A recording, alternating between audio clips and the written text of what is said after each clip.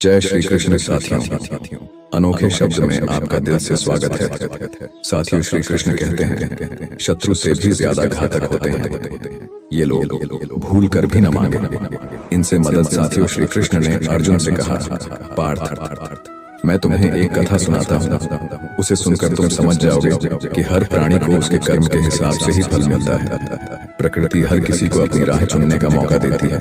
अब वो मनुष्य की इच्छा पर निर्भर करता है कि उसे धर्म की राह चुननी है या अधर्म की। कथा शुरू करते हुए श्री कृष्ण ने कहा, एक नगर में दो पुरुष रहा करते थे। एक पुरुष व्यापारी था जिसके जीवन में धर्म की बहुत महत्ता थी।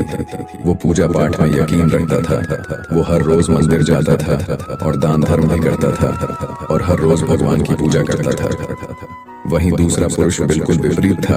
वो हर रोज मंदिर तो जाता था लेकिन पूजा करने नहीं, बल्कि मंदिर के बाहर से जूते चप्पल चुराने। उसे दान और धर्म से कोई लेना देना नहीं था।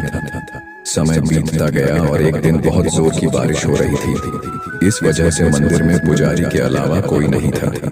ये बात जब दूसरे पुरुष को पता चली तो उसने कहा कि ये सही मौका है मंदिर का धन चुराने का। पंडित से नजर बचाकर उसने मंदिर का सारा धन चुरा लिया। उसी समय धर्म कर्म में विश्वास रखने वाला व्यक्ति भी मंदिर पहुंचा। दुर्भाग्य से मंदिर के पुजारी ने उसे ही चोर समझ लिया और चिल्लाने लगे। वहां लोग एकत्र हो गए और उसे बहुत मारा। किसी तरह वो बचते बचाते वहां से निकला तो दुर्भाग्य ने उसका साथ वहां भी नहीं छोड़ा। मंदिर के बाहर वो एक गाड़ी से टकरा गया और घायल हो गया। फिर वो व्यापारी लंगड़ाते हुए घर जाने लगा तो रास्ते में उसकी मुलाकात उस पुरुष से हुई जिसने मंदिर से धन चुराया था। उसने कहा, आज तो मेरी किस्मत चमक गई, एक साथ इतना सारा धन मिल गया। ये सब देखकर उसे बहुत बुरा लगा और उसने अपने घर से भगवान की सारी तस्वीरें निकाल दी।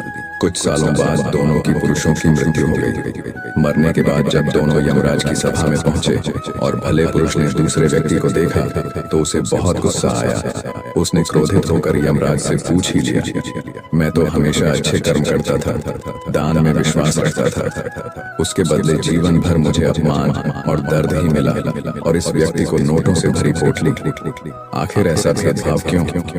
इस पर यमराज ने कहा, पुत्र, तुम गलत समझ रहे हो। जिस दिन तुम्हारी गाड़ी से टक्कर हुई थी वो दिन तुम्हारे जीवन का आखिरी दिन था, परंतु तुम्हारे अच्छे कर्मों की वजह से तुम्हारी मौत सिर्फ एक छोटी सी चोट में बदल गई। तुम इस दुष्ट व्यक्ति के बारे में जानना चाहते हो। दरअसल इसके भाग्य में राजयोग था, मगर इसके कुकर्मों और अधर्म की वजह से वो सिर्फ एक छोटी सी धन की पोटली में बदल गया।